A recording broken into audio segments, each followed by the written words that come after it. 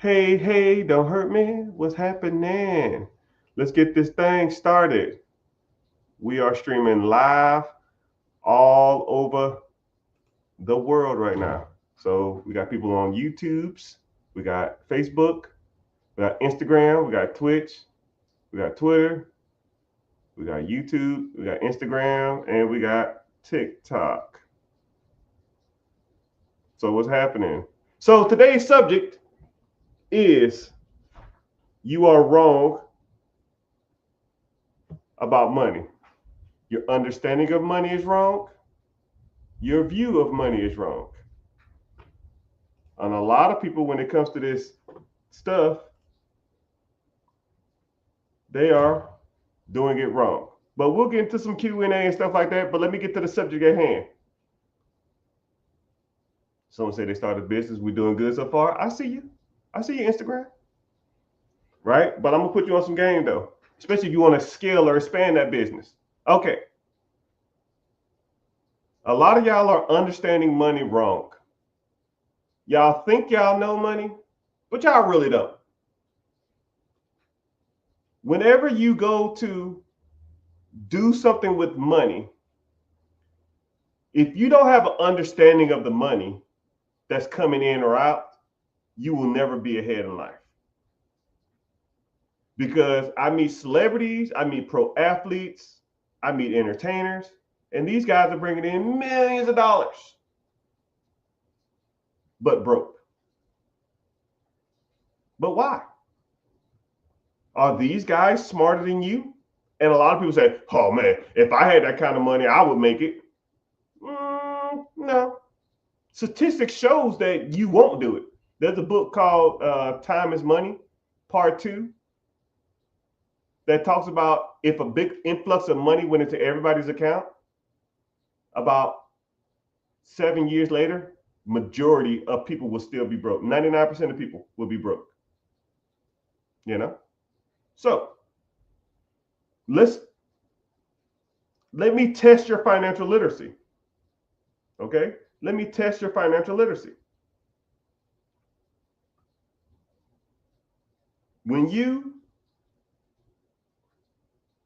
If you have a job and your job offers you a 401k, how much do you contribute to that? And we're live. Whatever the questions you got, answer them. Do you contribute to your 401k? Some people say no. Some people say the max. Some people say whatever they match. Some people say all of them. Okay. Someone says 16%. Man, if they're matching 5%, you should be at least doing that. Because that's free money.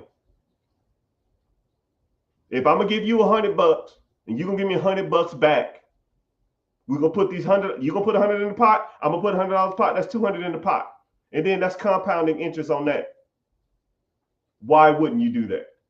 And I meet people every day that say, I don't know. I didn't do it. All that type of stuff like that. It's free money, people. Oh, I'll figure it out myself. You figure out what yourself? You can make more money than 100% returns plus S&P 500 average return of 12%. You're making 112% annually. You can do better than that. Oh, I'm in crypto. Oh, you mean the accounts that's not has any backing? That shit can go to zero tomorrow, but it makes good returns. Yeah, for now.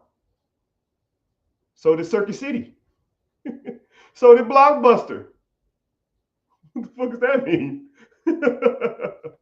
Enron made good returns too. Look where they at. You know? All right. What about buying a car? How do you buy a car?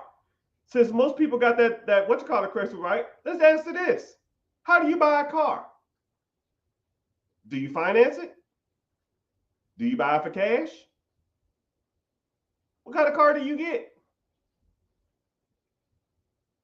Someone said financing. Someone said lease. Uh-oh. Now we starting to get a differentiation. Now we starting to get some differentiation. I would rather put my fund in an index fund, life cycle fund. Trash! But you see what I'm saying? People are always thinking they know the system. People are always thinking they're smarter than the system. IULs are horrible. But we're not going to go there now. We're focusing on cars. But I'll get back to you. You wait your butt there. You stay right there, buddy. Because I'm going to get you. I'm going to get you, Mr. IUL. I'd rather put mine into an IUL. Why would I keep it into my 401k? I can borrow against. You know what? 2 tiers, 1 bucket. We here. Why would I put it in my 401k? I can put it in my IUL and borrow against it. Listen here, goofball. You can borrow against your 401k too. It's called a portfolio loan. Most financial institutions will loan you money against your portfolio if it has over $30,000 in it. And they'll give you 90% of it. And they charge a one-time fee for it. But IULs will charge you a monthly fee. And they'll charge you a fee to take your money out. So not only in your IUL aren't you making as much money in interest, trash, they're charging you more of a fee to take your own money out. And they make you pay interest to the fund. Anything else? I mean, we can do this all day. And I know this. If I had a pot of money, if I had $100 in this pot, and I had $200 in this pot, which pot is going to grow faster? If I put $100 into my 401k and they match, meaning the same amount I donated, your IUL doesn't match, my brother. So 200 is greater than 100. And let's say, for example, let's say if that IUL is doing some ridiculous magic numbers. Let's say 15% interest. 15%. But my 401k is doing 10% interest. One of them is making double as soon as you put the money in. So I put 100 in, now it's at 200. But this one's doing 15%. You know how long it's going to take you from that 15% to get up to where that double one was?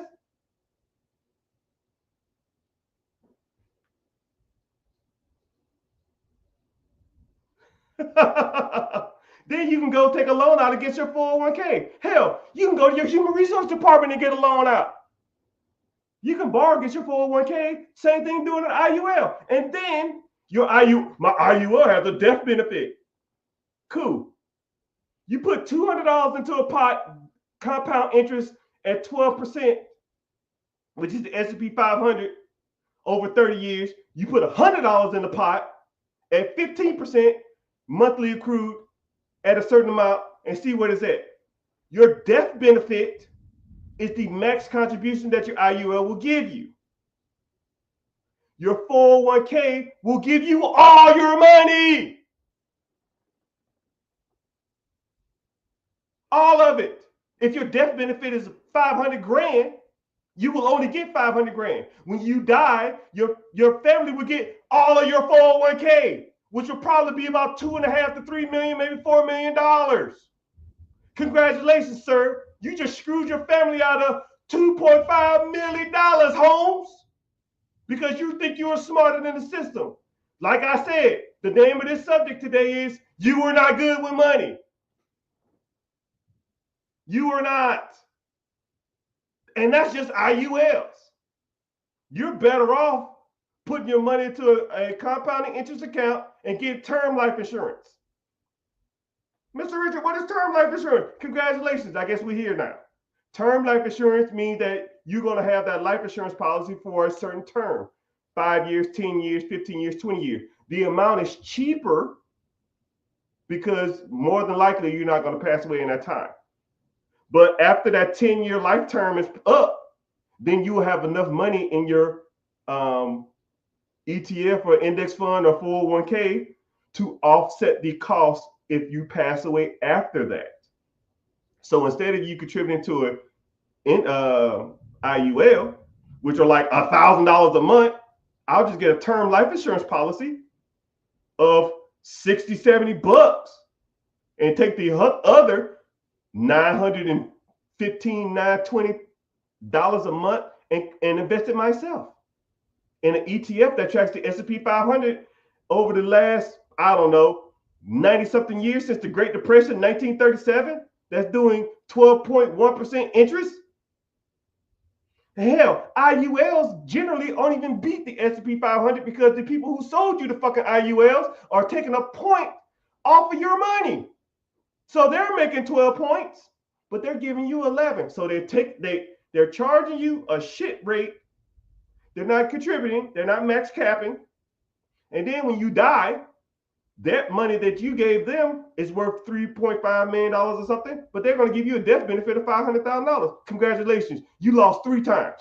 You were a 3-time loser. I thought we was talking about cars, but we get there. We'll get there. We'll get there. I'm sorry. We were talking about cars. But every once in a while, people be getting me hyped up in these damn comment sections, man. And I'm going to tell you something too. This is my last lesson. We'll get back to cars.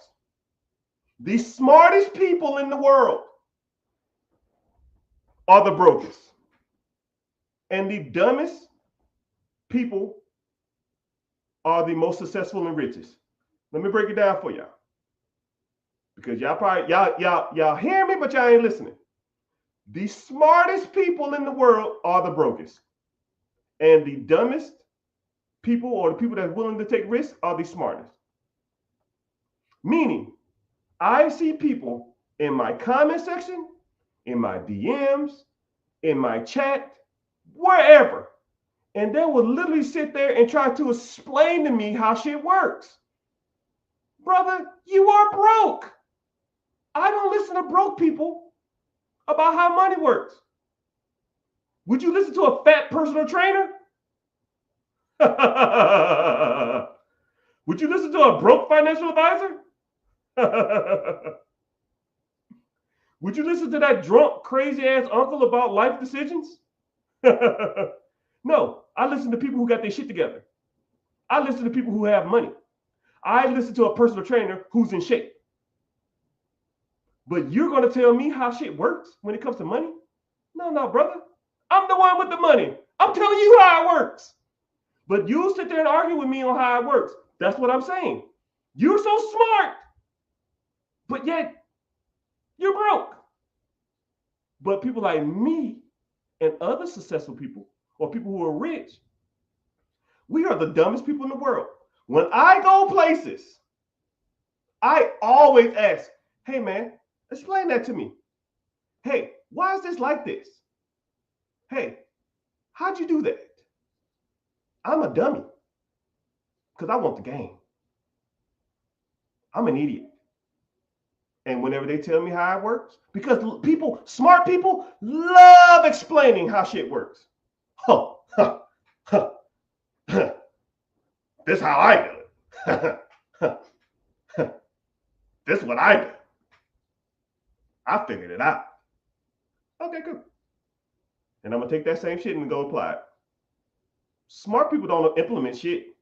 They just constantly collecting knowledge, collecting gain, collecting gain, collecting gain, collecting gain, and do nothing with it. Dumb people, or people who take action, we hop on it.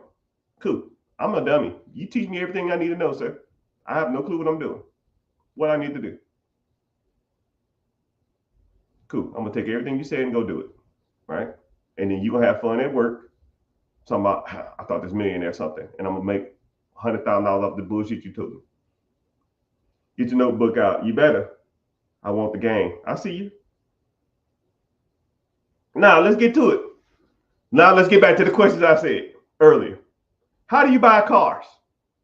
Right? We back to the car question. If you wanted to buy a car, how do you do it? Come on, chat. I don't like talking to myself. What you got? How do you buy a car? This almost reverts back to what I'm saying. Let's see how you think. Someone said a promissory note. What was that, owner financing? Somebody said, I don't know, you tell me. Oh, I'm gonna get to it. I'm gonna get to you. Some dealer auctions. Okay.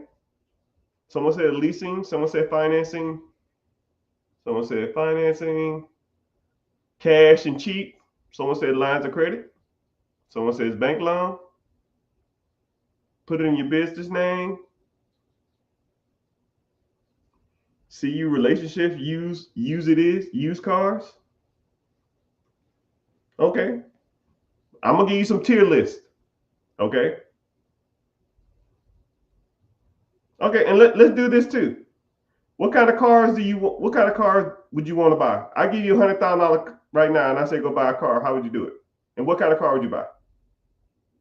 All right. Someone says financing. So we're gonna get to we're gonna peel off the banana peel. What kind of car would you buy?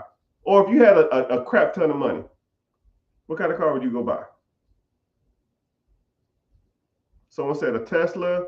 Someone said Cybertruck and advertise. You know what's crazy about Cybertrucks is, man, I know people with Cybertrucks and then they get like so much crap for it. Someone said a RAV4. You think I'm doing all this for a RAV4? Then Mr. Kanye West. Someone said a Brabus. Brabus are overrated. Don't ask me how I know. I try not to brag, man. You know.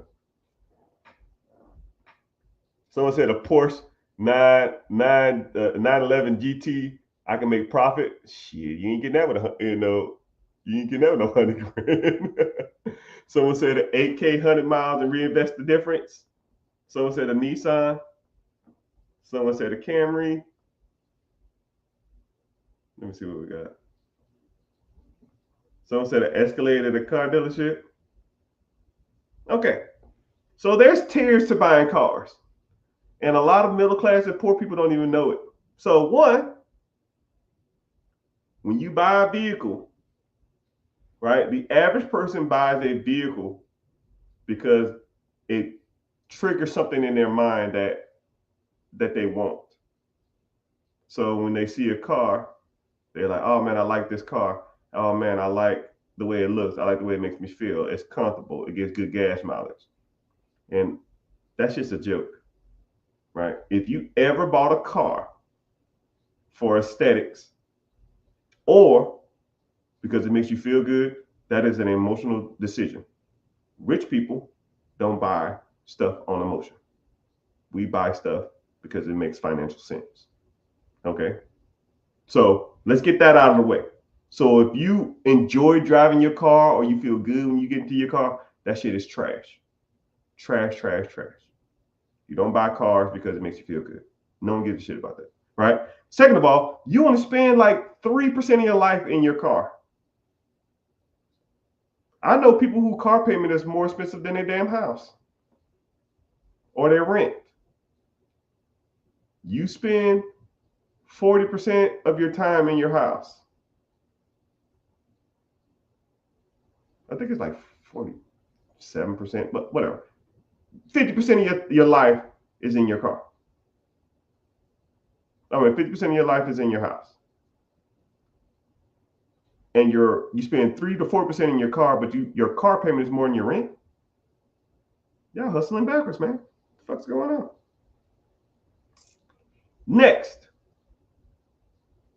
since you realize that you're not going to buy a car for aesthetics and to be cool, Hellcats and all of that kind of dumb shit, Once you realize that, now we start getting into some stuff. You need a car for two reasons: transportation and or tax write-offs. That's the only thing that's the only thing they're there for. Everything else is a joke. So the only two logical ways to do it is to buy the worst beater car out there that's reliable. And if your friends give you shit about it, or if they talk shit about you, then kiss your ass. I got the worst car you will ever meet in your life that I drive on a daily basis. And I don't give a shit what nobody thinks, because I can buy and sell all of their asses 2 times over. You know what I mean? But if you want to take it a step further, say for example, you wanted a nicer car, right? Which I have nicer cars. I just drive the Hoopty. But for sake of argument, you wanted a nicer car. There's ways you can do it. The best ways you can do it is using a law or a tax code called Section 179. That tax code 179 means that you can buy a commercial vehicle in your business name. You can do 100% depreciation in the first year, or you can do 20%, or you can do 100% bonus depreciation in 1 year, or you can do 20% depreciation every year for 5 years. Meaning, if you buy a commercial vehicle for your business, you can write it off on your taxes as a business expense. And then the accessories or the things that are attached with it, you can write those things off too. So things like gas, insurance, maintenance, the car payment, you can write that off too, because you're depreciating it. Okay? So if anybody said leasing, you're wrong. Why the fuck would you lease it? Why don't you just buy it and write the whole damn thing off? Now it's yours. Now you can sell that asset down the road if you wanted to. So now, Mr. Richard, I don't want to be driving no damn Sprinter van around. I can't do that. Well, the law states that a commercial vehicle is any vehicle that weighs over 6,000 pounds. What vehicle weighs 6,000 pounds, people? A G-Wagon? So you telling me G-Wagons is a commercial vehicle? Why do you think so many rich people drive them? You think because they look good? That square, ugly piece of POS is trash. Rolls-Royce Cullinans? You think them cars look good? You think people spend $200,000, $300,000 on G-Wagons and Cullinans because they look good? No, because it's a write-off. Suburbans, F-150s. I need a new work truck. You ever see the people driving around with big ass, nice ass work trucks? It's a tax write-off. Some Ram 1500s. And a lot of times people are, a lot of these companies know that a lot of people are writing these vehicles off in their business names. So they're making the vehicles way more. That's why they have like a cheap model for the brokies or the Mr. and Mrs. insufficient funds. And then they have the big quad cab, dually, Hemi. That shit weighs 6,100 pounds. And somebody buying a $115,000 vehicle truck. Why? Because it's a tax write-off. You think you're getting a deal because you're buying a V6 two-door extended cab with 0% interest for $50,000. And who the fuck is buying this one for $115,000? People like me. And I'm writing all that shit off. You might got a deal, but I got a tax write-off.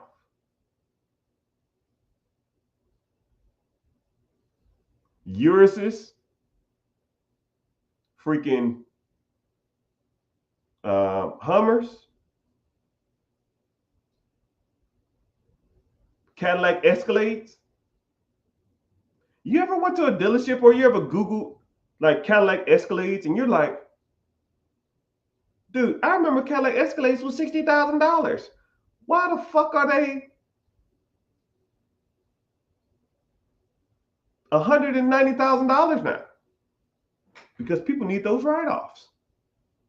People will buy them. And you can, and only requirement is that the vehicle has to weigh 6,000 pounds.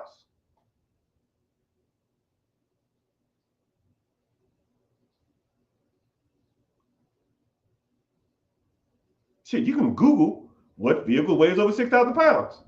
There's your list right there. Right? Only cars I buy are ones that are cheap, that I'm a dog out, or tax write-offs. Everything else is a joke. So, back to what I'm saying. Y'all are doing money wrong. Because a lot of people have cars, they buy cars on emotion. We rich people don't look at stuff emotionally. I don't get in a random RAV4 and think, oh man, this makes me feel so good. I'm not getting that little Honda Accord that I got $2,000 off and say, man, this makes me feel good. No, I buy a G-Wagon or a Cullinan or a Suburban and that type of shit. And I'm writing that shit off, right? I don't give a damn what it looks like. I'm saving money, Also, someone said, do you need a CPA for tax write-offs? Yeah, write your shit off in your taxes. But guess, congratulations. Welcome to the new side of money. If you start rolling with me, then I can introduce you to CPAs and tax professionals who will write that stuff off in your business, right? And this is what's crazy. A lot of people say, I can't afford a CPA. I can't afford to pay somebody to do my taxes. You can't afford not to do it. You might save $200 from going to H&R Block and doing a free tax on TaxSlayer, but you lost out on $3,000 of tax deductions.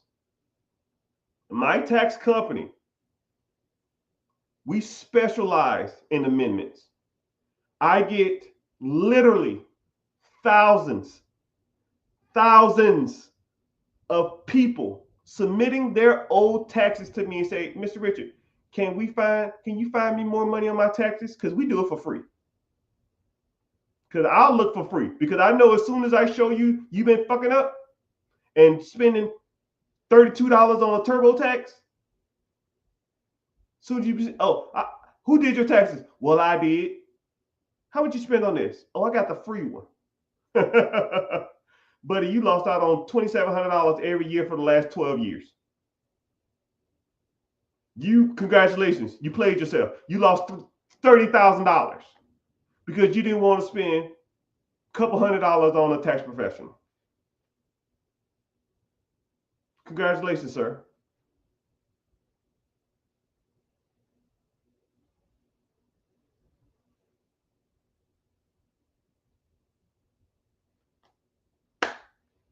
And what's crazy is, this is what's so crazy about money that a lot of people don't understand.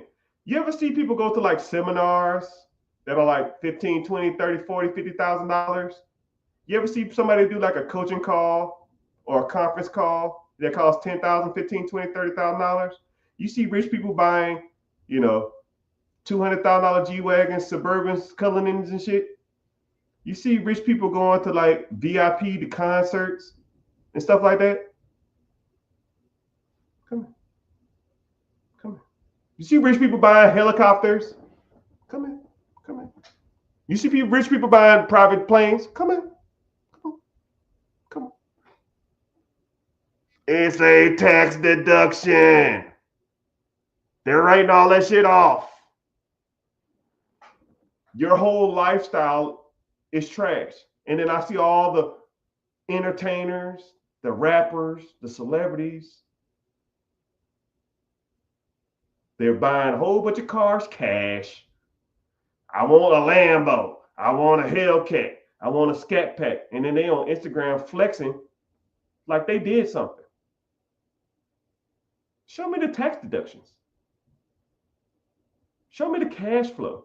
I'm not impressed with that shit. You shouldn't be either. That's why I'm on here. You know, the crazy part about it is when it comes to like designer clothes or even logos, I don't even like dressing like this. Only reason I do it because a lot of times y'all won't even listen to what I'm saying if I wore some bullshit. I have to dress nice or I get discredited. If I came on here with a scruffy beard, nappy hair, and a t-shirt on, y'all wouldn't listen to a fucking word I said. I gotta be in front of a damn Lambo taking selfies with drip and a posse. It's fucking nuts. But you know what's crazy is, I'm on a rant, I'm sorry. Only community that's like this is my Melanin Challenge friends. I've seen people literally giving $1 million worth of game in t-shirts on this community. No one bats an eye. You don't see nobody in his comment section talking shit. If I wore a t-shirt sitting in front of a Honda, every comment will be talking shit about the Honda. Every fucking comment, man. But they just don't know that the Honda is used to go check on my properties and my businesses. And I'm not putting all these miles on whatever I got else in the parking lot. And it's irrelevant because I'm not bragging. Because I want to lead with the game, not with the bullshit. Okay, we talked about cars. Okay. And then we also talked about investments. Now let's talk about real estate, right? The subject of the day is you're doing it wrong. You think you're good, but you're not good. I just told you how to properly buy cars. I just told you proper ways you should be investing, right? Someone said IULs. Blech. Someone said buying cars. You should lease them. Blech. Someone said buy them cash. Blech. Why am I buying cars cash? How about I put a down payment on a business or a down payment on real estate? When the money from the business and the real estate comes in, then I can take the cash flow from that and buy and pay the payment of my cars or pay the payments of my houses. All right? Y'all are hustling backwards. Y'all go out here, y'all get a job. Then y'all get married. Then y'all buy a house. Then y'all buy a whole bunch of expensive cars. And then y'all take vacations. Right? But you can lose your job at any given time. And your job, no matter how much money, how much effort you put into that job, it's never going to increase the amount of money you make unless you get a raise or something, right? But if you get an annual raise, that's just to hedge inflation. Hedge is just a fancy word. It's protect from inflation. Buy land. Ugh! Come on, bro. I can do this all day. You're not doing it right. The name of the subject is you're doing money wrong. We talk about real estate now, right? Buying land. How do you buy real estate, people? As soon as you get married, you buy a house? How do you do it? Anybody? Y'all want to take a stab at it? I'm not going to critique you. I'm just going to tell you you're wrong.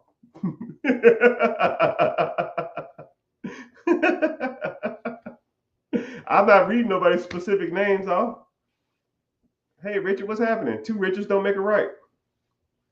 Someone says multi-family, multi-unit. A lot of people, when they say multi-units, they are saying it wrong, right? There's multiple ways to do multi-family, right? So someone says fixed credit. Fixed credit? What the hell does that got to do with buying a house? You don't even need the best credit to buy a house. You don't even that. You're doing that wrong now. Someone said a multiplex.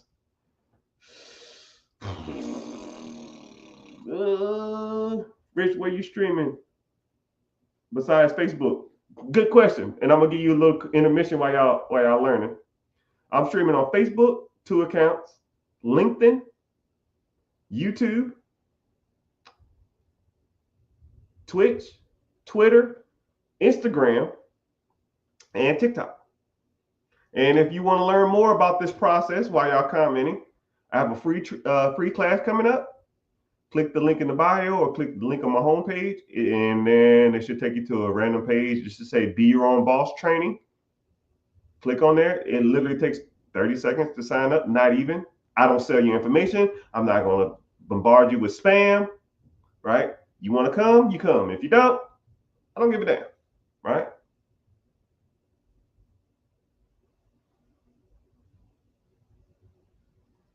Someone said, buy it in your business name. Real estate, you can get tax benefits from having it in your business and or in your personal name. So that's almost irrelevant. Someone said use a 7A loan.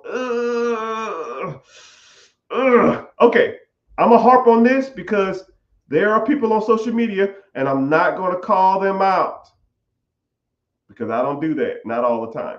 But there are a lot of big financial influencers who talk about how to buy real estate using a business loan. And I literally sat on their live and watched them explain how they did it. And they have no fucking clue what the hell they're talking about. Not a smidget. So I'm telling y'all, these people on these damn apps, you think they know what they're talking about. They got all the little flashy shit behind them. They wear the nice little Louis Vuitton clothes and the Gucci and the bling. Talking about they're buying businesses, they're buying real estate, they're buying storage units. And then I listened to how they did it. And I know people who work directly for Bank of America, Truist, Chase, business management departments. Directly, I have lunches with these guys. And they'll tell me the game. And the shit that people are talking about, y'all are idiots. They're dumb, right? Not a fucking clue. I wish I could call them out, but my objective is to put y'all on some real game and get y'all understanding the real way some of this money stuff works. Because all that fluff shit that people be talking about online, it's all trash. It's all trash. I bought my storage unit using a SBA 7A loan. Mother clucker, you can't even buy a self-storage unit with a 7A loan. If anything, it would be a SBA 504 loan. 504 is when you buy real estate and a business at the same time. But a self-storage unit is not a fucking business. It is a piece of commercial real estate. So it would fall under a commercial loan, you goober. That requirement is not 10% down, which he said he did. You can't fucking finance no SBA 7A loan on no commercial building without a business attached to it. That's a 504 plan. And then it'll be 10% down, but there's no self-storage unit that have a business attached to it. Who is this idiot? Who teaching these people this shit? That don't even make any sense. And then he was like, then the dude was bragging like, oh man, I put the self-storage unit in my business name. And then I changed the self-storage unit to my family's name. So let me get this straight. Use a business loan, which you can't do, to acquire an asset, which you didn't, with 10% down, generally for a commercial unit is 20 to 25% down, to then change the name of the business to your family name, which majority of rich people don't put anything in their personal name to reduce liability. And then you lose out on the creditability of the business. If I Google that self-storage unit near me and I already know the name of it, why the fuck would you change the name? You got 20 years of history with that name, but I'm going to change it to my name so I can feel cool and important. You are a fucking idiot. That doesn't make any sense.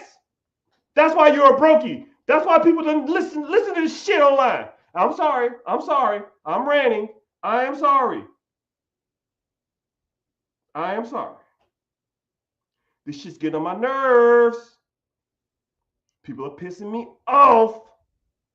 These gurus online have no clue what they're talking about. Hello. Is it me you're looking for? Okay, cool. I'm sorry. So how do you buy property, people? How do you buy property? Got my hand hurting and shit. What's the proper way to buy property? So you go get a job, and you buy your first house on you and your wife income or something like that. Use an FHA loan, put 3.5% down. That's what you're supposed to do it.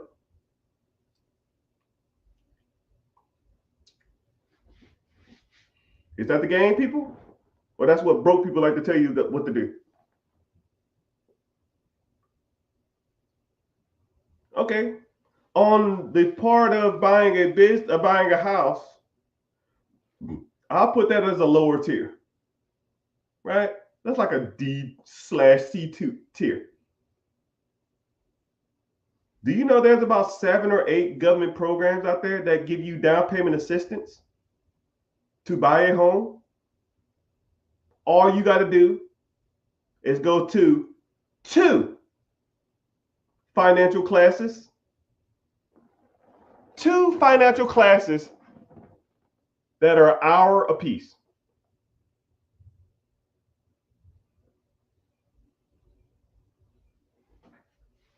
Not even that one, Ty. There's 7 financial classes. There's 7 programs out there. You just got to take an hour-long class twice to talk about the responsibility of ownership, the responsibility of paying your bills on time, the responsibility of paying your credit, and the responsibility of investing. And they'll give you down payment assistance on your home. And these programs use grants secured by the federal government because the federal government wants you to buy these homes. They want things to buy this stuff, right? Someone said NACA. NACA's one. Someone else said USDA loans. That's another one. But there's more than that. There's tons of them. So using someone else's money for a down payment, which a lot of people say, I can't afford the down payment, which is kind of bull stool in itself, right? It's only a priority because you don't want to. It's not a priority because you don't want to do it. Mr. Richard, I ain't got enough money. You don't have enough money because you don't want to do it. I'll put it like this. If I gave you, now here we go. I'm going to ask some questions. Could you give me $1,000 right now if I asked you? It's kind of rhetorical. You don't have to answer. Do you have $1,000 right now that you can spare me? Right? Somebody said yes. Somebody said I will. Somebody said yes. Someone said yes. Cool. You got $5,000 you can spare me. You can loan me $5,000. And a lot of people, now this is where you're going to get the rubber starts in the road. No. Somebody say yes. Someone said not 5. Some people say yes. Okay, cool. I'll make you a deal. If you can bring me $5,000 cash 1 month's time from now, so whatever today's date is, 1 month's time, you can bring me $5,000 cash. You know what? Fuck it. Let's make it interesting. $10,000. 1 month from now, I want $10,000. Someone said they lying. Yeah, they lying. You give me, let's make it a little more reasonable. 2 months. You put $10,000 in my hand, and I'll give you, in exchange for that $10,000, I'll give you $100,000 cash.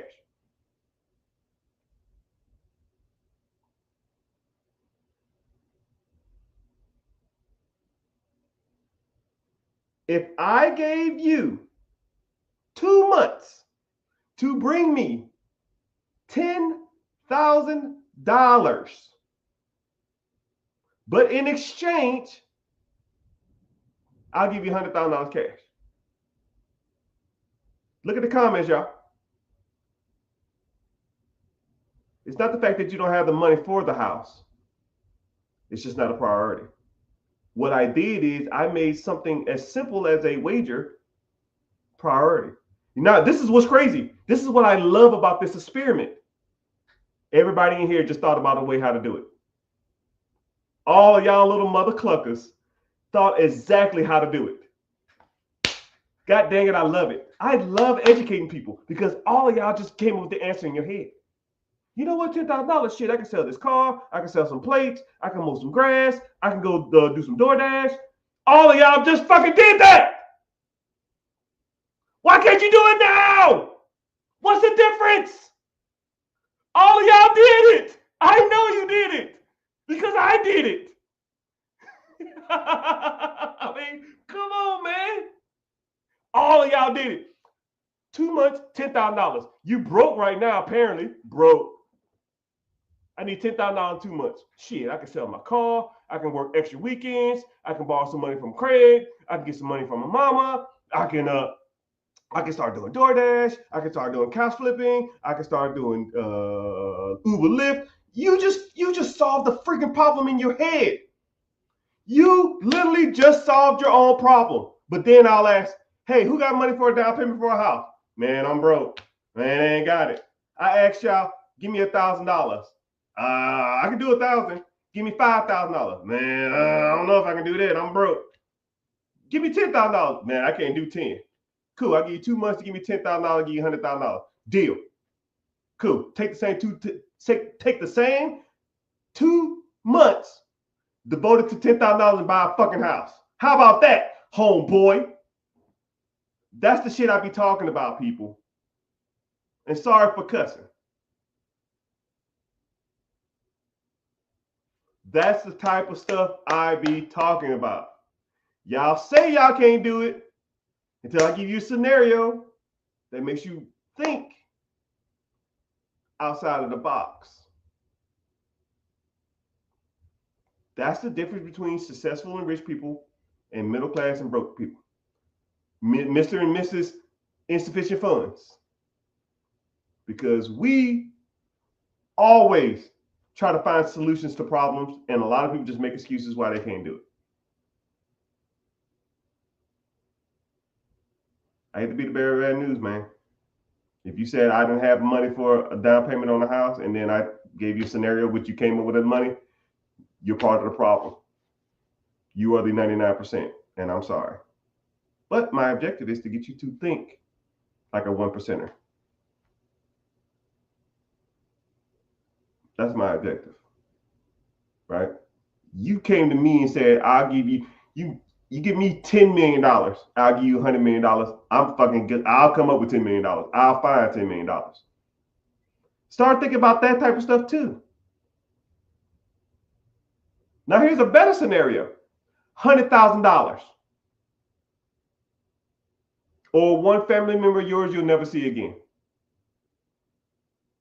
You got 6 months.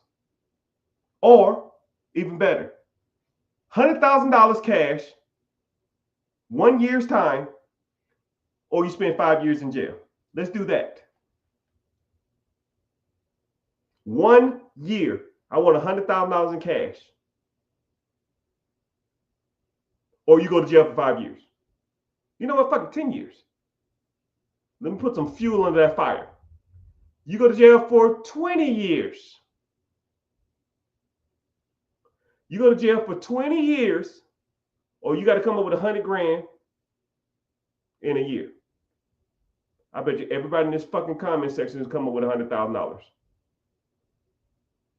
Because now you have an objective. And I don't give a damn you borrow the money. I don't give a damn you take out loans. I don't give a damn you get investors. I don't give a damn if you do any of that other shit. The bad part about it is, if I gave some people in this comment section 1 year to come up with $100,000. Some people do it in 2 weeks. Some people will show up at my door. Yo, here you go. Here you go. I got it. I'm ready. Like, how'd you do it? Hey, don't ask.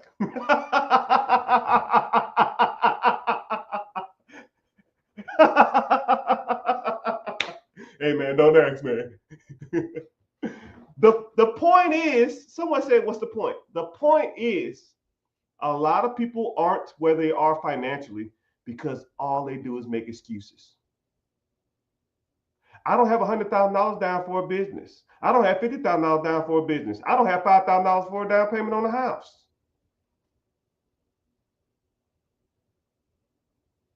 Cool. Come up with $10,000 in the next 3 months. I'm gonna throw you in jail for 5 years.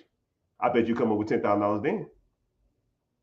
So what you're saying is not a reasoning. It's just an excuse. And excuses are like buttholes. Everybody has them, and most of them stink.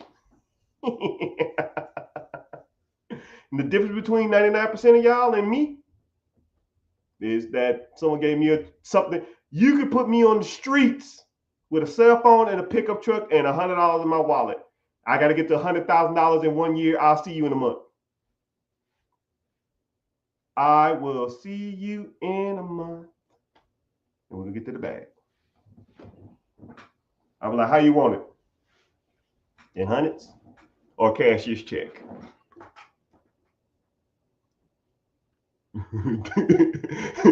Don't ask. No excuses, my brother. No excuses. So when it comes to buying houses, most people are doing that wrong, right? Down payment, you can't afford it, it's bull stool. And something else that a lot of other cultures, other than black people, do, and white people don't do this either, but a lot of Middle Eastern, Latinos, Asians, they do this. Why aren't you living with your family while you stack money together? I don't understand it. If I have a 5-bedroom house and it's just 3 members in my house, and your brother has a 3-bedroom house, but just him and his girlfriend or something, and your other brother or your sister has a 2-bedroom house and it's just her, and your mom has a 4-bedroom house, but just her and her dad. Why the fuck we got 4? Why are we renting 4 houses? I don't even get that. I've met people who hired me as a consultant for their family. And I said, all of y'all are renting. They said, yeah. I said, why don't all y'all just buy one house that's big enough for all y'all? How far y'all live away from each other? Maybe 5 or 10 minutes from each other. And you know what I hear? Well, I need my space. It ain't even your space. It's the landlord's space. What the fuck? I could have said if you bought the thing, it ain't even yours.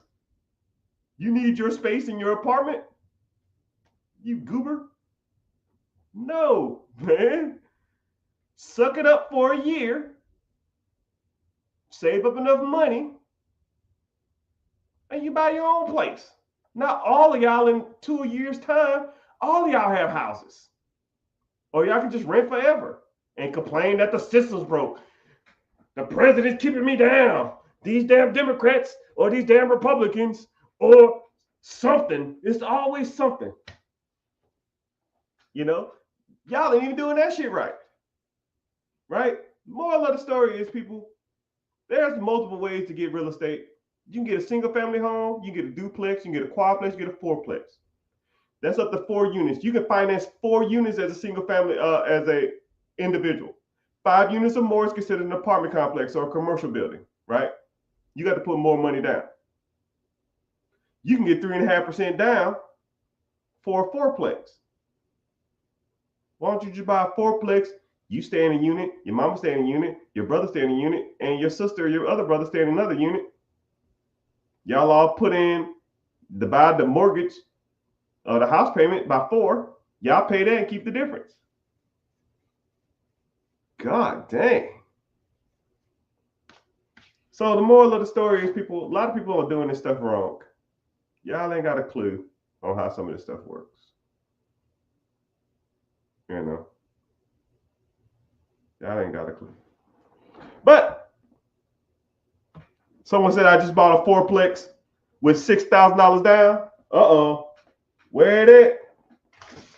Oh my goodness, man. Where's my stuff? Hell yeah, I just bought a fourplex. Where you live? You must be I already know what state you in too. You buying a fourplex with $6,000 down. What state you in?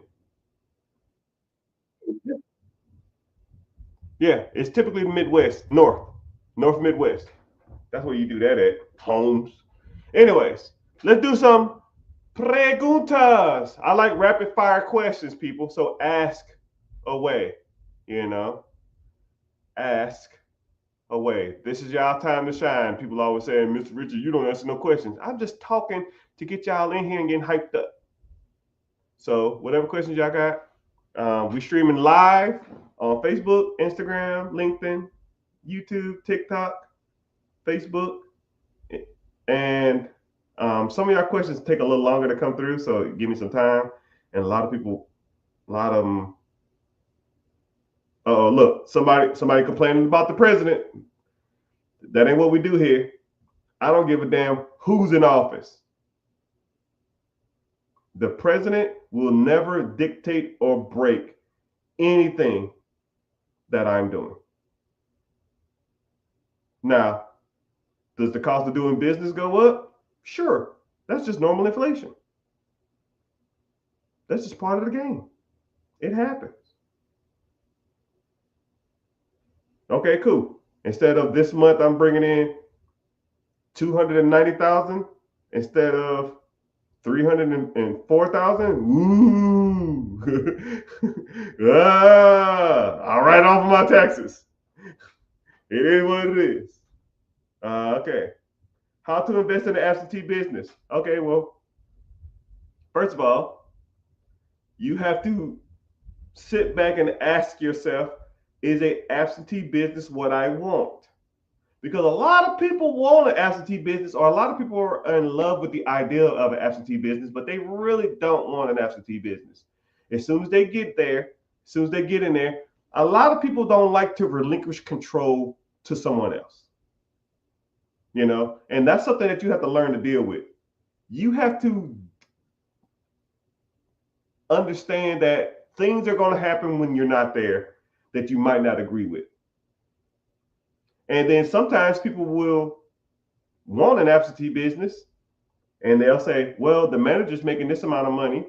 They're not doing a good job. I'll just hire myself as the manager and I'll come in and do a manager position, have part-time, and pay myself the extra $60,000, $70,000, $80,000 on top of the $300,000 or $200,000 I'm making. So now I'm bringing in a 280 versus 200, and now I have more control. Or sometimes people will they'll buy an existing business and it's an absentee owner, or not, it's a owner operator, like a little UPS store or something like that. The UPS store might be bringing in $1.50, but the owner is there all day long. Someone says, well, now I want to hire somebody to do the manager's role or the operator's role, pay them $60,000, $70,000, and now I bring in 70 grand and I'm not doing anything except checking in on the place. Some people want to do that and some people don't. So it really depends on you and or the situation and or that type of business, right? But just to say absentee meaning that you're not there. And then you really have to define what absentee is. You know, if I ask 100 people in here, hell, let's do that. What do you consider an absentee business? Watch this. Watch the comment section. What do you consider an absentee business? You know, some people will say, I'm not there. Some people say, I do work on the business, but I do it from home. Someone says when the owner is silent. Someone says when the manager runs it. Someone says minimal approval, which Minimal is not even a detailed, it's not even a measurable metric. Minimal is not measurable, right? I don't know how many hours that is. What's minimal? I don't know what that means. Someone said part-time.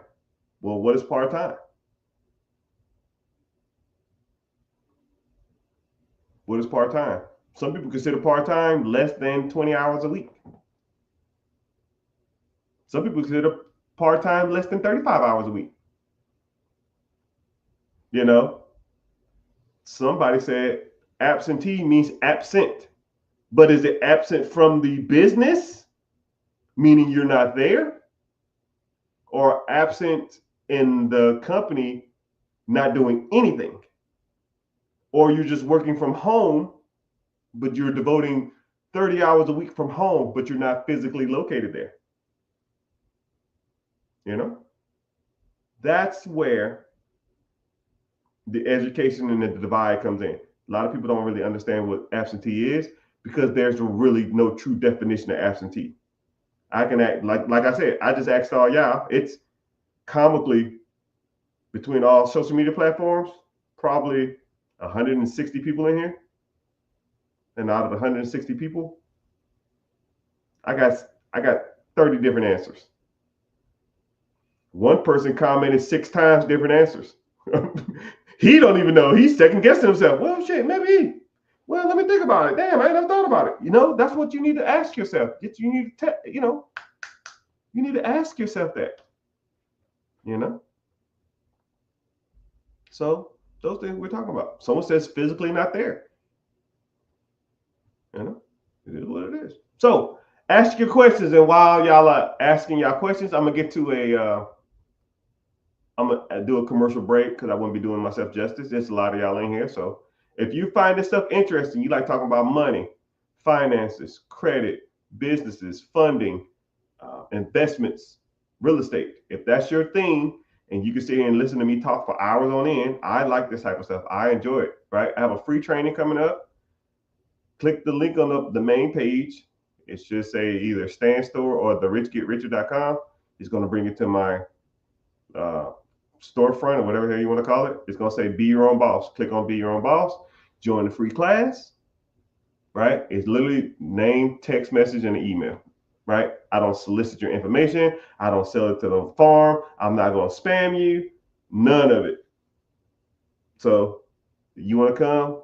Have a free training class on buying absentee businesses, buying real estate, investments, credit, funding, whatever you want to talk about, right? We could talk about it there too. Someone said all of the above. Oh, I love all of the above. Okay, yeah, like what are you talking about? But yeah, answer the questions. I just started a moving company, make $500 an hour. You know what? You didn't really start a moving company. You kind of started a side business or a side hustle that pays you $500 an hour to move people. Because I don't know what kind of moving company that you have. I don't know if you have your business structure proper. You know what's crazy about when people start a business? They do things that businesses. Let me see how to say this properly. They'll do things that a business. They'll do things that they feel like a business should be doing, but they're not really doing anything that they should be doing, right? I'll meet people and say, yo, man, I started my company. Cool, what'd you do? I got an LLC. What else? I got business cards. I got some coffee cups and coffee mugs. I got some t-shirts. What the? How's this making you money? Is this making you money? I got a website. Is that making you money? Who goes to your website? You got something that no one even goes to. There's even products on there. What do you even sell? You know? But a lot of people, when they start moving companies, you have a full-time, in theory, a full-time side hustle. because you're going to have to stop what you're doing. You're probably going to be moving the stuff yourself, maybe a buddy of yours, and you might make decent money. You might charge $2,500 for a move, $2,000 for a move, but you say you make $500 an hour, but gas ain't free, your truck ain't free, the buddy you're paying ain't free, insurance ain't free, and generally those moves probably take longer than it's supposed to, and you're doing it yourself, you know. And I'll put you on some real game too. Let's say if you was, after all your expenses, making $500 a month, which you're not. I know you're not, right? You're not lying to me. Come on, though. Look at me in my eyes. You're not making $500 a month after expenses, after your truck, your insurance, your employees, and your overhead. And if the job that you quoted for takes longer, it's not $500 an hour, right? You might be making $500 pre-expenses. Then after expenses, you're probably bringing in a couple $100, maybe, right? And that's before taxes, if you're even paying taxes, right? Because you're trying to grow.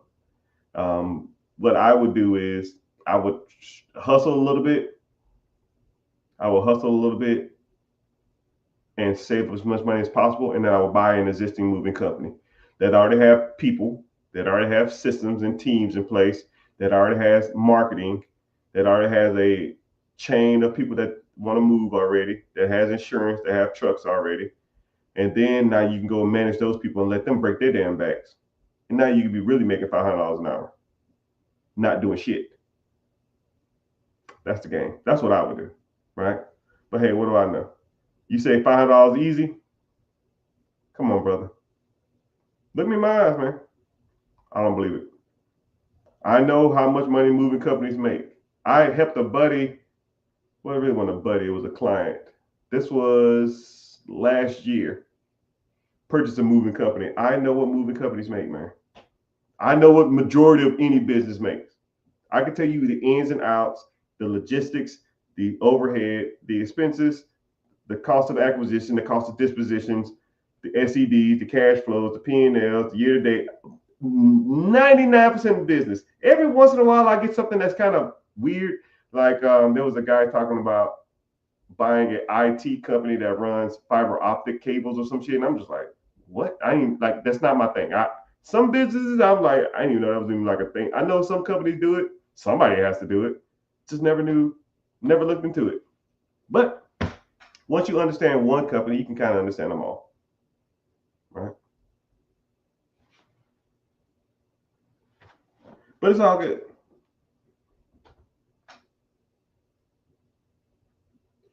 He said, I know a lot, but I'm telling you, bro. Okay, cool. I'll take your word on it.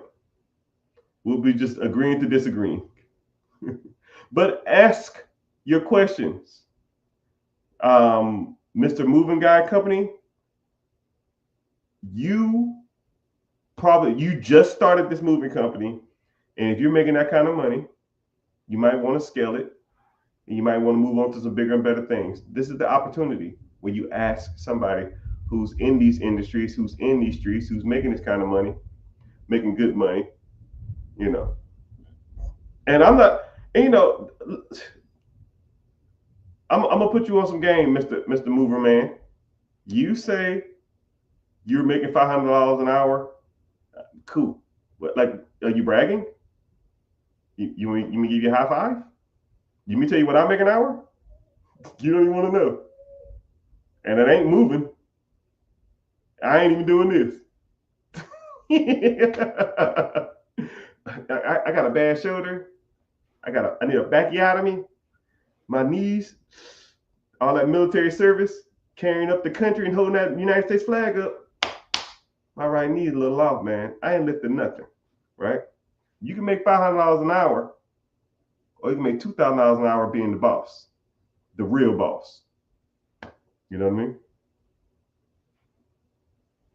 That's the game, man. I'm gonna put you on something because I can respect the hustle, because I know what you're probably doing. You bootstrapping that. Stack your money. Don't reinvest into that. Use the money you're making, save up to buy an existing moving company. and you integrate your systems into that new company, and you will quadruple your income. You think $500 is cool?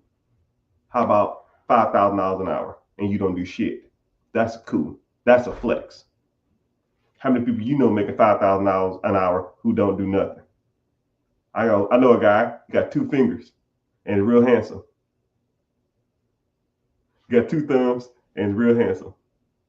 But it's all good. Thank you for being here, though. I appreciate it. So, hello, everybody. The accountant's in the house. I see you. Where do you find companies for sale? Yes. There's tons of them for sale. But this is more so than looking for companies to buy and sell. You need to learn how to evaluate a good business, because there's tons of things for sale out there. The best analogy I can think of for whoever said that, and this goes for everybody out here: what kind of car do you own? Right? Tell me the car you have and how much is it worth. The first person who give me a good example, I'll use that car. Okay? What is the value of your car? And what kind of car is it? The first person to give me the answer, I'll give it to them. Someone said they just registered. Appreciate you. See you in class, my brother or sister. What's the value on it? Someone said a 2022 Tesla 3, 22,000. It's worth about $22,000. Cool. A Tesla 2021 worth about 22,000. I'll say 22 and 22 just to make that easier. A Tesla 2022 worth $22,000.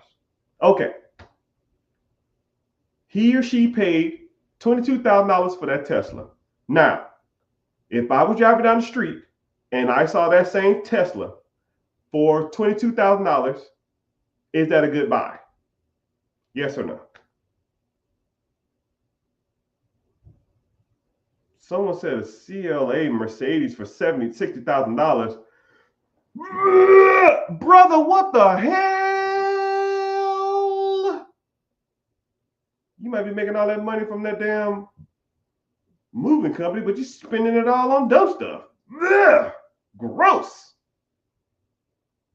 Come on, man. Heck no. There ain't no way. Pooey. Okay, so y'all say no. A $22,000 car that's worth $22,000 for sale for $22,000. That is not a good deal. That's average. You're buying it. What you pay? What it's worth? Same car, a 2022 Tesla, right?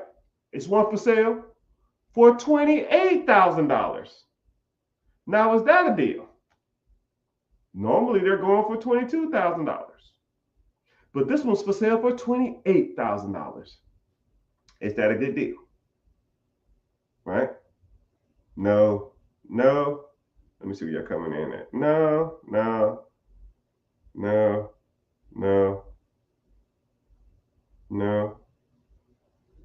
Heck no. No. Don't scream at me, man. I see you. No. I see you, Instagram. No. Okay. A 2022 Tesla that's worth $22,000. I saw another one that's for sale for $15,000.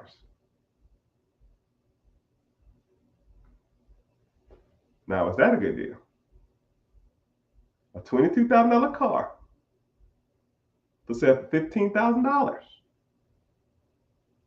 You're probably thinking to yourself, why is it so cheap? What's going on with this? Hey, what's going on with this car? Normally they're $22,000, right? This one's $15,000. Oh man, I got arrested. I'm going to jail for 6 years. I need the cash for a lawyer. First one that comes up with the money can have it. Or I'm moving out the country.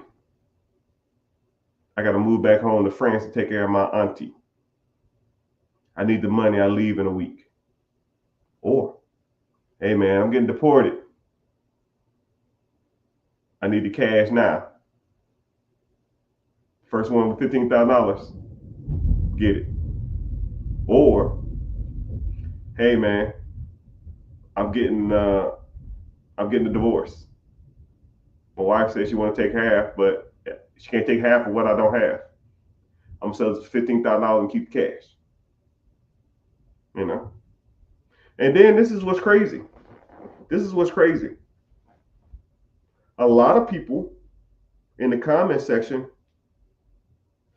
first thing y'all reverted to is that something was wrong with the car. Something must be wrong with it. It must have a high lot of miles. Batteries must need a good replacement. It must be a lemon for them to be selling it that cheap. You never know what people are going through. And instead of looking what's wrong with something, show me what's right with it. And while a lot of people look at stuff and say, oh man, I bet it's a scam. I bet you something's up. I bet you something's wrong with this. You know what? I'm going to say yes to this, and I'll deem if it's bad or not.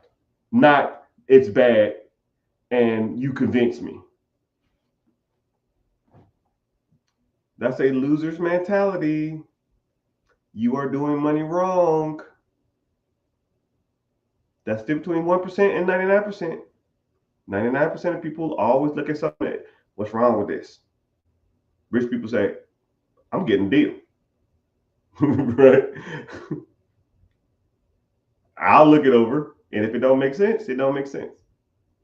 It's a scam. Why should I buy this? The mileage are high. Bet something wrong with it. No, you'd be surprised what people go through. Same thing with houses. Same thing with real estate. Same thing with businesses. Now, instead of a $22,000 Tesla, let's say a $2 million company. This company should be selling for $2 million, but now they're selling it for 1.5. Why is this company for sale for $1.5 million? I'm going to jail. I'm getting deported. I got to move out the country. Illness in the family. You see what I just did, people? It's the same thing, just on a bigger scale. If you can't buy a $20,000 car right, you can't even buy a $10 million, a $2 million business right. You can't buy a $200,000 company right. Same thing.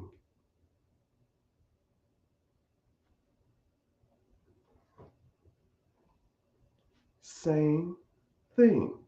Oh, somebody contribute to the super chat. I see you. YouTube, I see you. Okay, so I'm gonna answer this question because I'm being summoned. Hey, I'd like to interview you on YouTube. So you want to do a Q&A or something? Yeah, DM me on Instagram and just say I was in your super chat on YouTube. And we can see if we can set something up. I need to start doing more interviews, right? But you better bring the A game with questions and don't waste my time either, right? And that goes for anybody. If you want to send me a message on Instagram, go ahead. That's the best way to reach me. I get a lot of DMs. I probably get like 300 or 400 DMs a day. But I sit back and go through them. I pick out certain days to go through. But the moral of that story is that people always talk about, I want to buy a business. Where do I go to find businesses? But then I'll give you a simple scenario on buying a car. You know the value of the car. You know what kind of car you was getting. And people start criticizing it. If you did that with that, you'll do the same thing with a business. Oh, something got to be wrong with this. Something's wrong. Why would you be selling it? It must be a dud. It must go bankrupt. You're not ready. Hey, what's up, sir? I see you. Say what's up. Someone said DM me on TikTok. TikTok is, I don't like their messaging system. It's horrible. It is horrible. But yeah, I'm not gonna stay on here too much longer. I gotta get off here in a sec. But ask the questions. That's what we're here for, right? And to the individual with that expensive ass car payment, you better sell it. You better not keep that dang thing. Someone says I have 100K. What would you invest in specifically? Well, Mr. or Mrs., what would I invest in specifically? Specifically, there's a multitude of things I would invest in. And I teach this system specifically. I call it the five I call it the 5 pillars, but I'm gonna change my name because there's a book called the 4 pillars, and I don't want to take someone's idea. So the 5 Pentagon of finance or something, I don't know what to call it. You're gonna focus on these things. First of all, you need to focus on your credit. It costs more money to borrow money with a lower credit score. Somebody with a 580 and someone with a 780, the person with a 580 is gonna pay 2 times as much for the same material. Or the same thing. You get a car at a 580, your interest rate is going to be 15%. You try to get a car at a 780, your interest rate is going to be 3%. So now you're paying an extra $500 or $300 or something a month just to have a vehicle, if you do finance a vehicle. And if you do, you should be in your business name and write it off on your taxes. Okay? So 1, you need to focus on your personal credit. 2, you need to get a business, right? LLC, S corp, sole proprietorship. I see some people say you shouldn't get an LLC. You should get an S corp. You should get a sole proprietorship. Bro. I don't give a fuck what you do. Get something, right? We need to start writing some shit off. We need some tax deductions. And you as an individual ain't it. Then, that's an investment in itself. That credit and business structure, that's one thing. Next, we need to start focusing on some investments. What are you investing your money in? You might have $100,000 in cash, but what's your portfolio look like? You could put $100,000 into a portfolio. The portfolio is going to do 10, 12% juice if you follow the S&P 500 since the Great Depression, 1937. And then you can borrow against that portfolio. While that portfolio grows, you take out a loan against it. You take the loan, you buy something that makes money. The money coming in from that asset pays the loan off, while your $100,000 that's sitting in the investment still grows. So now you're growing on 3 platforms. Your credit's getting stronger, your initial investment grows stronger, and that asset you bought grows in value.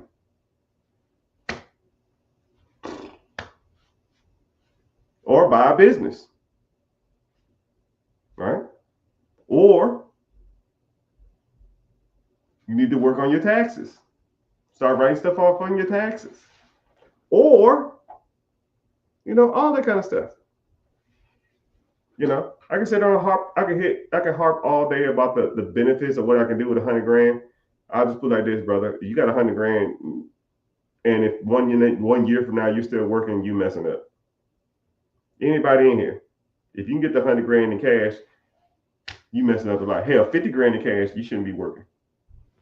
Right? And I gave you the analogies on how to get to 100 grand in cash. I gave you the analogies on how to get to 100 grand in cash. No. Mr. Richard, I can't do it. I don't make enough. Yeah. Says everybody who's ever been broke their whole life. There ain't a rich person in the world that says, I ain't never had enough. And why do so many rich people have struggled in their early lives, but yet they made it out, but you can't? The system's against you? Oh, let me guess, it's the president. Oh, let me guess, it's Democrats. Or let me guess, it's Republicans. Or let me guess, China. Or let me guess, Russia. Or let me guess, your circumstances. Said every broke person ever. Mr. and Mrs. freaking insufficient funds always got something to say. They always got something to say. Always excuses, no real talk. You know? All right, so someone said SBA loan businesses, are there discounts for disabled veterans for SBA loans? Franchises, yes. Existing regular businesses, no. And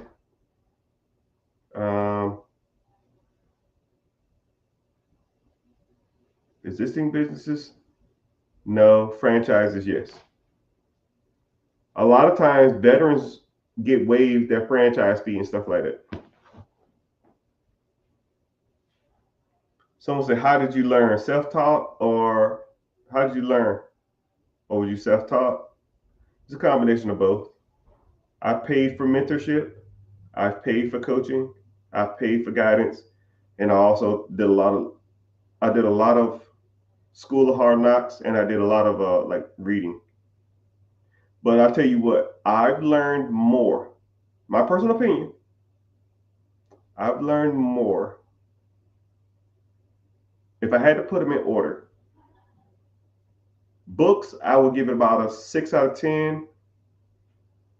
School of Hard Knocks, just going out there and trying the stuff, I get about a 9.1. Just going out and doing it and just seeing if you like it. That's 9.1. Mentoring. So to me, there's a difference between mentoring and learning from other people. There's two people who learn from other people. You can learn from other people and be mentored at the same time, and they're almost like one and the same. Like, I can watch somebody's action and how they do it and learn from them, while also they're teaching me how they did it. And I think you need kind of both. One hand washes the other, and it's like the yin and yang of mentoring and coaching. You can watch somebody do something, and then you can ask them how they did it. You know what I mean? I think that's how you really get ahead, right? And I'll put that at like a high 8.5, 8.6, maybe 8.9, right? But I think a lot of the game is going out there and doing it yourself, because you can have a mentor, and like, you can hire me as a mentor, or you can hire me as a consultant. I can teach you everything there is about money, right? Everything. But at some point in time, you have to execute. You have to go out there and do it. And you will see the things that I say to be true, or the things that I wasn't too clear on, and you get an understanding, a different perspective of it, because you're living it. You know? But like books and stuff like that, books are subjective. They're what you make it. And I think a lot of, but I talked about mentoring and learning. I talked about doing it yourself. And I also talked about books. But 10 out of 10, the best thing you could do to be financially savvy, I think you have to, two things. And you'll hear, and I want you to, if you don't remember nothing else I say, remember what I'm about to say now, okay? One, you have to be a little delusional. And when you see other people who are successful saying this, you will say, that's what he's talking about. You have to almost believe it so much that it's comically insane. You almost have to will it. You almost have to say to yourself, this is what's happening, and I'm not doing anything other than this to make this goal happen. And it sounds stupid, and it sounds weird, and a lot of people can't hype themselves up. So I'm being transparent as possible. And when you see this from other people who are successful, right? I don't care if you call it manifesting. If you go Google, and there's a book called The Secret. The book, The Secret, it's all people who are super successful. Their quotes of like them believing in it before it happened. Right? I was watching something earlier today, and there was this Olympian who wrote down on a piece of paper 500 times, "I will be an Olympic champion. I will be an Olympic champion. I will be an Olympic champion." Because you almost have to like comically convince yourself that it already happened before it actually happened. And I listen to me, y'all. Don't look at me like I'm crazy, and don't judge me. And it sounds stupid, but if you're not living that life before that life happens, then that life will never happen. You almost have to start looking at it like, I already own this business. I already own this real estate. I am already a multimillionaire. I am already an avid investor. And that positive energy, or that understanding of the game, it will start to like, it will be attracted to you. And the money and shit starts flowing. If you speak that way, you act that way, you carry yourself a certain way, money will follow.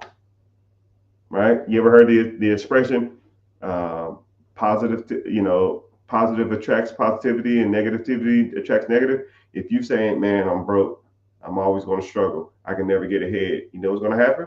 You're never going to fucking get ahead.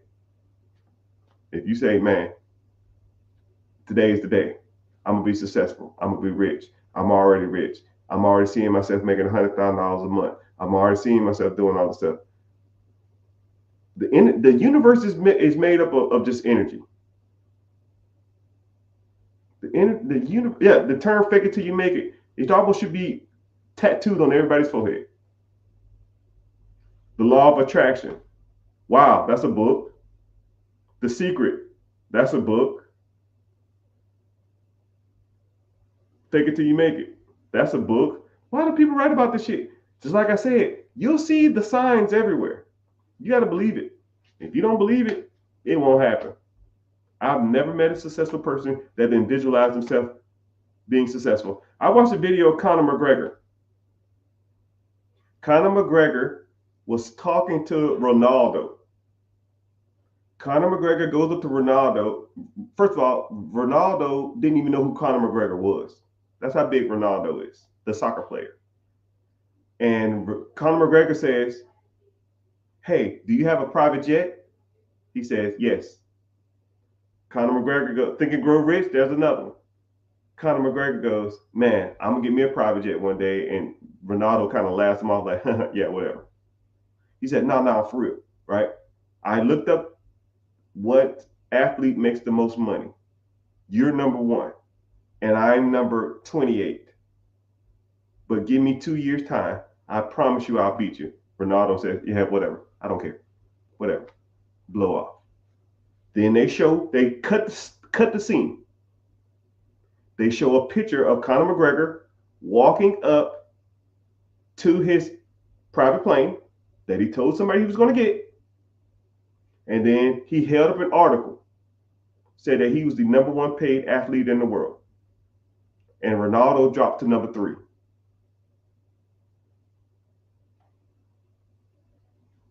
If you start paying attention to the signs, you start telling the universe that this is what's going to happen, the universe will give it to you. I'm not trying to sound crazy, and I'm not trying to blow smoke up your butt. If you don't believe it here and don't believe it here, you'll be broke the rest of your life, man. It's here, and it's here. Money comes and goes. How much money has gone through your hand over your lifetime? Probably millions of dollars. The only thing that makes the difference is a lot of people hold on to it and invest that money into something that makes them more money. The only difference between them and you is you spend your money on junk, other people invest it. No difference.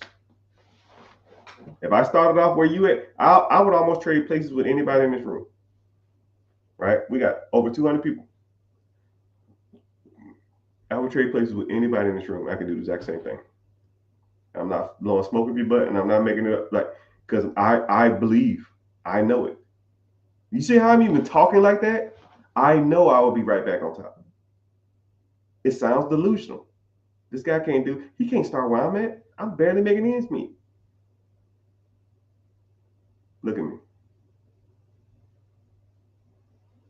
3 months, I'll be right back where I'm at.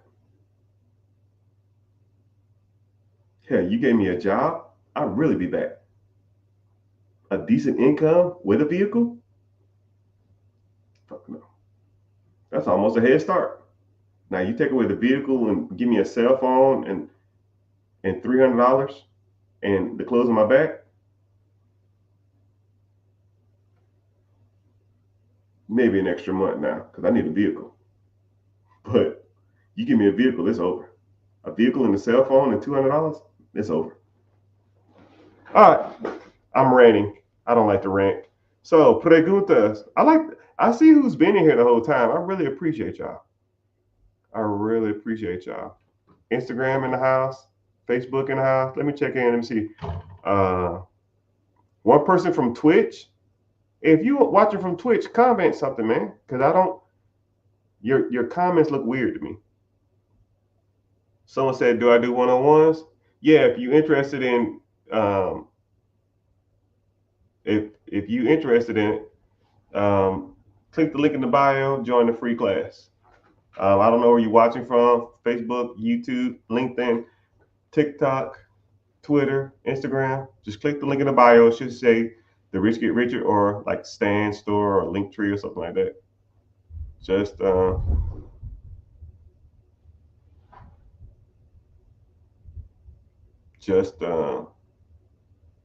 the link in the bio and join the free class. Someone said I'm on TikTok. Yes, I'm streaming on 1, 2, 3, 4, 5, 6, 7, 8, 9, 10 platforms, my brother. Should I put my property earnings into a trust? You know, somebody came to me the other day. Speaking of trust, somebody came to me the other day and said, "Hey, Mr. Rich, I have the best setup of my trust." I said, "Okay, cool. Break it down for me, I guess, if you want to talk about this. Because I'm going to prove a point to you." So I have a holding company in Wyoming. My holding company is in Delaware, which gives me anonymity. I set up my trust so I can be the beneficiary of the trust. I put my house in my trust.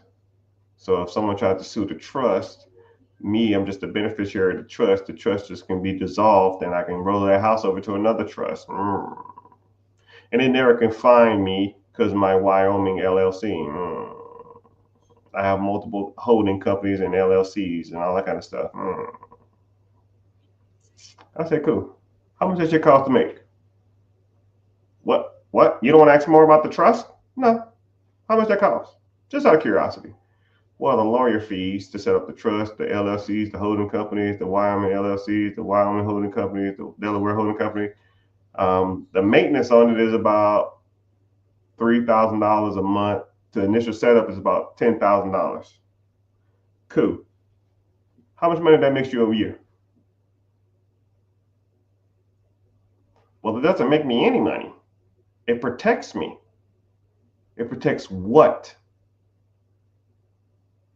How much money is it bringing in? Well, it doesn't make me any money. It costs me $3,000 a year to maintain. So you're spending $3,000 a year to maintain something that doesn't bring you any money. In your head, that makes sense. How about you spend that $15,000 and start a business or buy a business or buy some real estate? And then when that real estate starts bringing you some money in, you buy more real estate. Then you buy some more real estate. Then you buy a property management company to manage all your real estate. Then you buy a wholesaling company to wholesale real estate deals that you bought. And then when you do buy them and hold them, then your property management company can manage your properties. Then you're going to expand your portfolio from property management to multiple units from other people. Now, when your real estate is bringing you in 20, $15,000, $20,000 a month, your property management company is bringing you $10,000 a month, your wholesale company is bringing you $30,000 a month. Then let's set up that trust, because now that trust is going to be making you whatever's in it $30,000 to $40,000 a month. So when people ask me, how should I do something? I tell them, make money first. Then let's set up the trust. Because a trust without any money, it's like a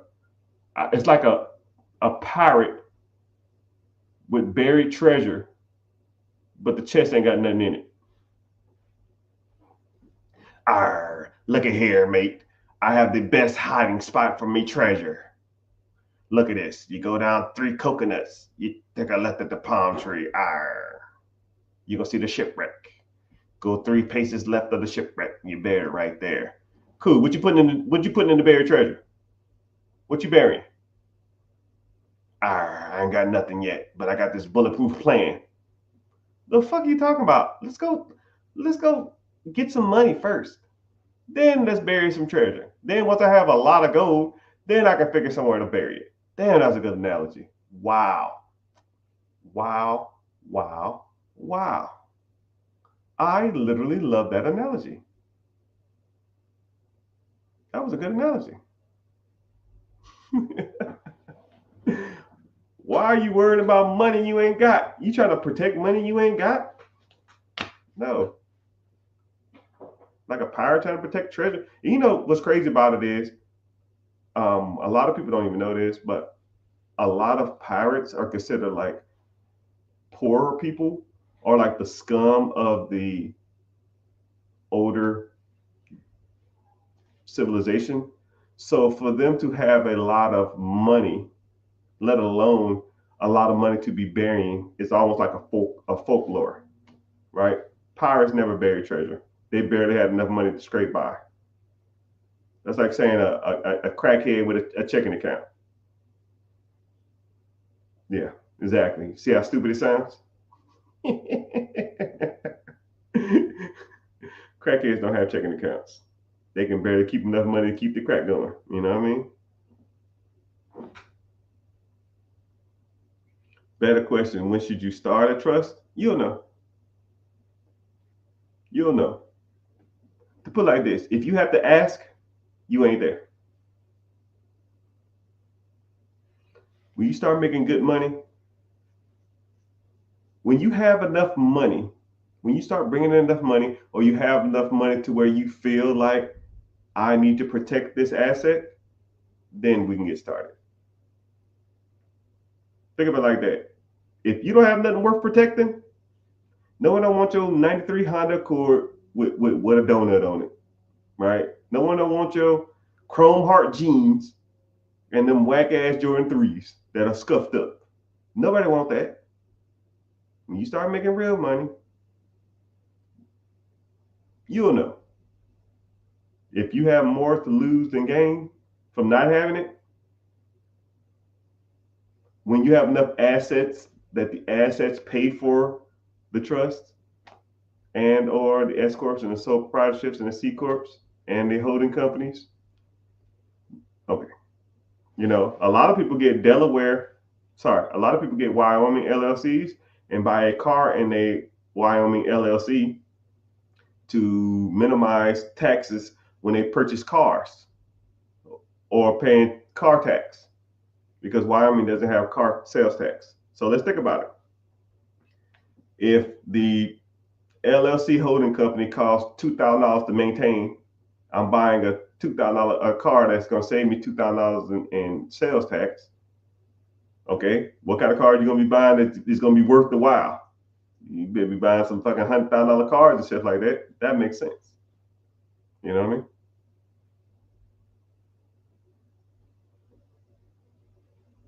Someone said understood. Okay, cool. Enough about that. We got a handful of more questions, then we got to go. Someone said, I sent you a message on Instagram. Yeah, if you want to reach out to me,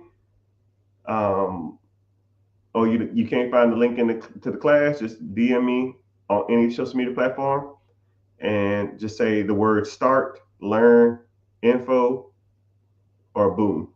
Those are like trigger words that I use. And I know that you know what I'm talking about. Which state do I prefer to buy real estate in, brother or sister?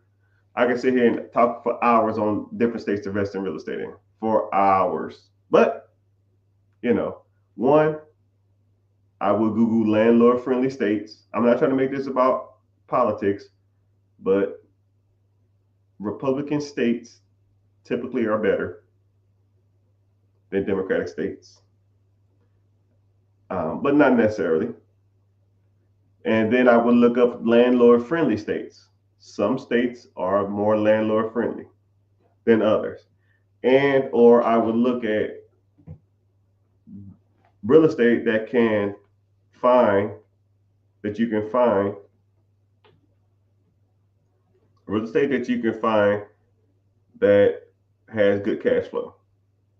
They have what's called the 1% rule, which asking price is 1% should be rent amount, but those are a lot harder to find than now than was before. But you still can find them, right? But I'm telling you what, it's getting rough out here for real estate. The hedge funds and these private investors or these private lenders and these private companies are scooping up everything. Interest rates are killing all the profits, and it's just going to be harder out here to get this money. So best time to invest was yesterday. Second best time is today. And you need to get on it. You need to learn these skills on how to get this loan done. You need to learn these skills to get ahead.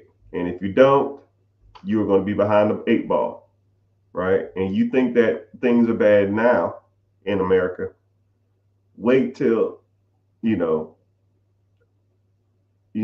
on waiting. Stuff's not getting cheaper. Houses are not getting cheaper.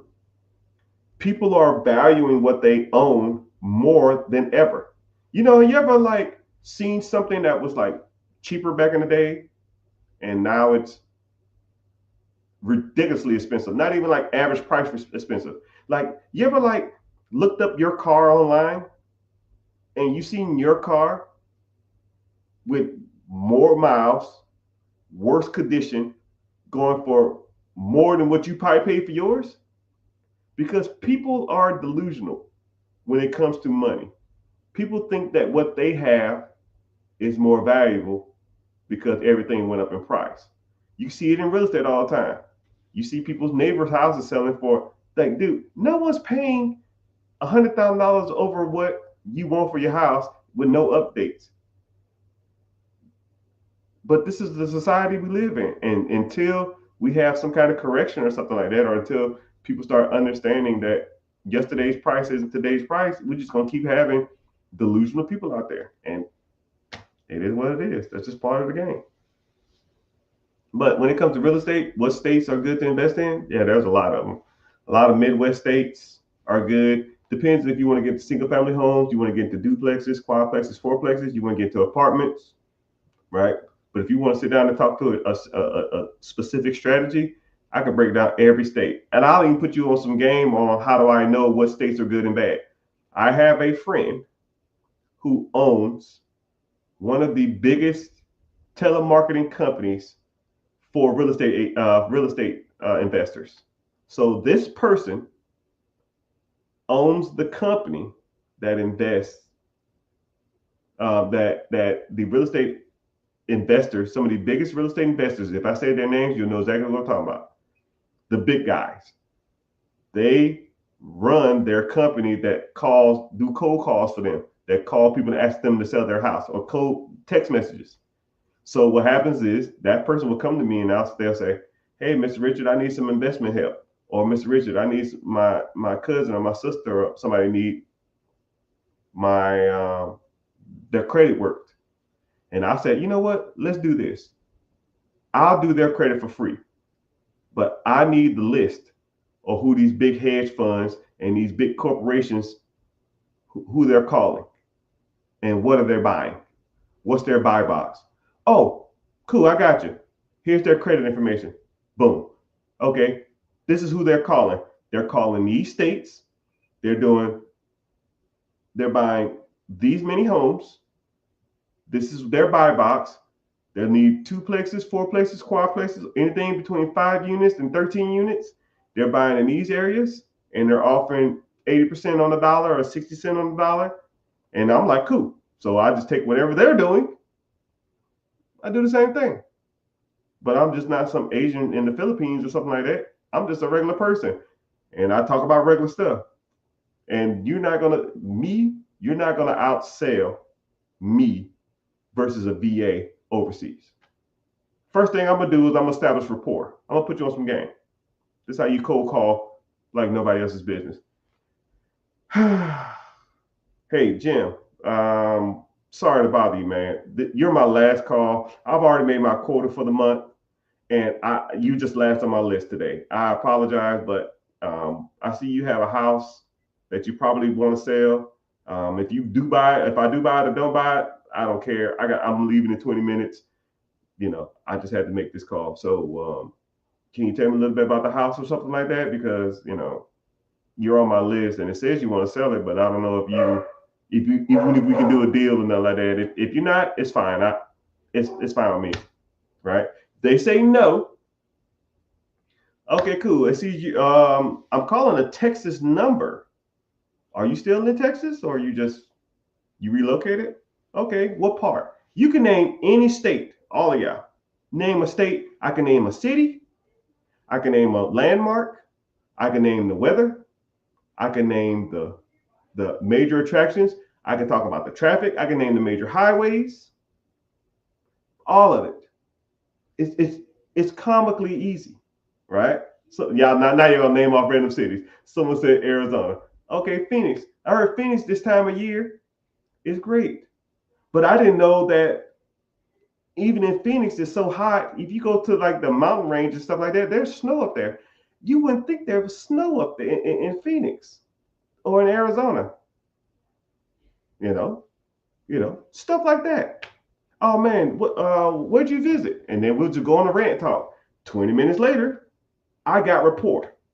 You're not gonna get that from some Philippine Asian person in the Philippines. You're not gonna get that. And then whenever they do, you know what? I didn't mean to hold you up from so much of your time. You are on my list, but if you ever decide to sell your home, my name's Mr. Richard, your name's Mr. John, reach out to me, man. Save my number, right? Just shoot me a text message and say, I'm thinking about selling. And I'll give you the best offer you can. I'll cut through the fluff. I won't waste your time. We'll go from there. Thank you. Click. 2 weeks later. Hey, this Mr. John. This Mr. Richard. I'm thinking about selling that house. Got him. The hedge funds don't get that. I got it. Boom. I'll offer them 70 cents on the dollar. I have a $400,000 house for sale for $300,000. I put a $10,000 markup. I sell it to an investor for $310. They put 40 into it. They sell it for 300. They make 50. I make 10. They get their house sold for cash. Win, win, win. I don't lose at this stuff, people. I do not lose. Anyways, I got to get off here. My time has elapsed. And I'm getting hungry, and I'm getting cranky, and I'm getting tired. So, I appreciate y'all for being on here. Like I stated before, if you like talking about money, you like talking about finances, you like talk about credit, talk about business funding, you talk about real estate acquisitions, you like talking about investments, you talk about S corps, sole proprietorship, C corps, you like talking about ETFs, mutual funds, crypto. I don't give a damn what it is. You like talking about buying businesses, storage units. I am the guy, right? I love talking about money. Love, love, love, love, love.